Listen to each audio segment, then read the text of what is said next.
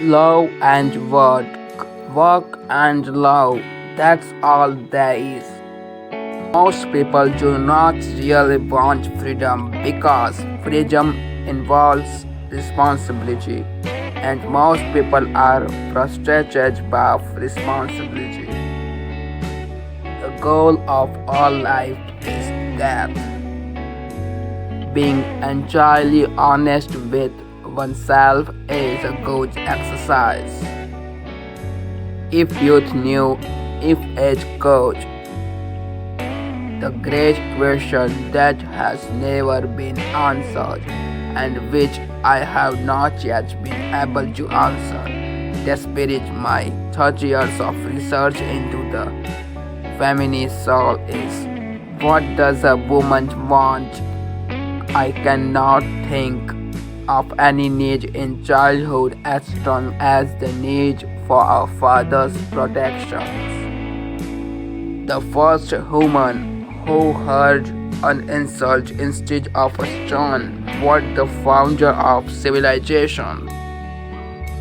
I have found little that is good about human beings of the whole. In my experience, most of them are dressed, no matter whether the public subscribe to this or that ethical doctrine or do not at all. That is something that you cannot say aloud or perhaps even think. He that has eyes to see and ears to hear, many convince him that no mortal can keep a secret if his lips are silent. He teaches with his fingertips, petrels oozes out of him at every pore. The mind is like an iceberg. It floats with one servant of its bulk above water. Love and work are the cornerstones of our humanness. Men are stronger so long as they represent a strong idea. They become powerless when they oppose it. America is a mistake, a giant mistake. Men are more moral than they think and far more immortal than they can imagine. Illusion command themselves to us because they save us pain and allow us to enjoy pleasure instead. We must therefore accept it without complaint when they sometimes collide with a bite of reality against which they are dashed to pieces. Everywhere I go, I find that a poet has been there before me. We are never so defenseless against suffering as when we love. Just as no one can be forced into belief, so no one can be forced into unbelief. What process we are making in the middle age?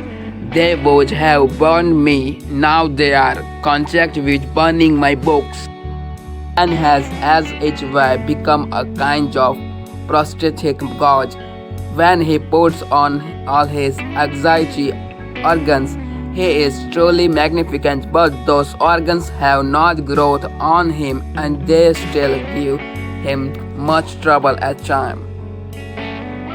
Religion is an illusion and it deserves its strength from the fact that it falls in with our instinctual desires. America is the most grandiose experiment the world has seen, but I am afraid it is not going to be a success. Anatomy is destiny. We have long observed that every neurosis has the result and therefore probably the purpose of forcing the patient of the real life, of alienating him from actuality. The first requisite of crystallization is that of justice. One is very crazy when in love. Just a curious businessman avoid investing all his capital in one concern, so wisdom will probably admonish as also not to anticipate all our happiness from one quarter alone. Man should not strive to eliminate his complex, but to get into accord with them. They are legitimately what distract his conduct in the world. It is impossible to overlook the extent to which civilization is built upon a renunciation of instinct. Children are completely egoistic. They feel their needs intensely and strive thirstily to satisfy them. Obviously, one must hold oneself responsible for the evil impulse of one's dream. In what other way can one deal with them unless the concept of the dream, rightly understood, is inspired by alien spirits? It is part of my own being. The psychotics of neurologists has thought of to recognize the immediate connection between return, the badge, and the character trail of ambition. Sadism is alright in its space, but it should be directed to proper ends.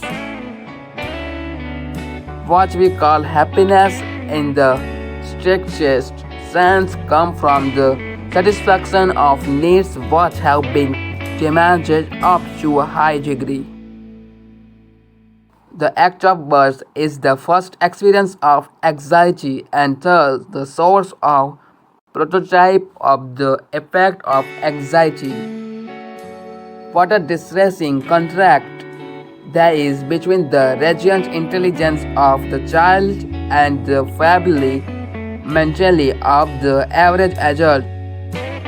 Analogies, it is true, decide nothing, but they can make one feel more at home. The liberty of the individual is no gift of civilization. It was greatest before there was any civilization. Certain degree of neurosis is of inestimable value as a drive, especially to a psychologist. Analysis does not set out to make pathological reaction impossible, but to give the patient ego freedom to decide one way or another. Plastics complain of their illness, but they make the most of it, and when it comes to taking it away from them, they will defend it like Linus Young. Yes, America is the genetic butcher, the genetic mistake. A belligerent stage permits itself even such misdeeds. Every such act of violence as would disgrace the individual. We believe that civilization has been created under the pressure of the exigencies of life at the cost of satisfaction of the instincts. Opposition is not necessarily enmity, it is merely misused and made an occasion for enmity. Where ID was, there ego shall be. Incidentally, why was it that none of all the priors ever discovered psychoanalysis? Why did each have to wait for a completely godless Jew? The psychical, whatever its nature may be, is itself unconscious. Like the physical, like the psychical is not necessarily in reality where it appears to used to be. If a man has been his mother's undisputed darlings, he returns throughout life the trepidant feelings, the confidence is success, which not seldom brings actual success along with it. Flowers are restful to look at, they have neither emotion nor conflicts. The ego is not master in its own house. Civilization began the first time an angry person cast a word instead of a rock. Dreams are often most profound when they seem the Lord crazy. The doctor should be obtuse to his patient and like a mirror should show them nothing but what is shown to him. The interpretation of dream is the royal road to a knowledge of the unconscious activity of the mind. A civilization which leaves to larger number of its participants unsatisfactory and drive them into revolt neither has nor deserves the prospect of a lasting existence.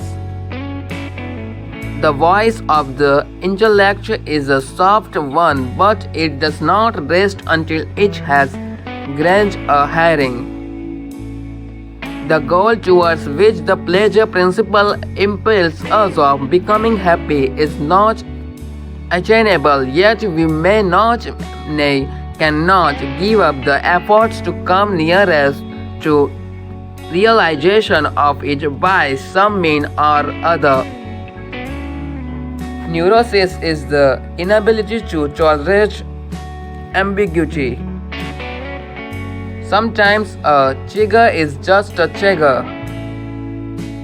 Every normal person, in fact, is only normal on the average. His ego approximates to that of psychotic in some part or other and to a greater or lesser extent. The conscious mind may be compared to a fountain playing in the sun and falling back into the greater subterranean pool to subconscious from which it rises. A man who has been the indisputable favorite of his mother keeps for longing the feeling of a conqueror. The tendency to aggression is an innate, independent, instinctual disposition in man. It constitutes the powered obstacle to culture. However, loves become humble. Those who love have so to speak pawnage a part of their narcissism. If you can't do it, give up.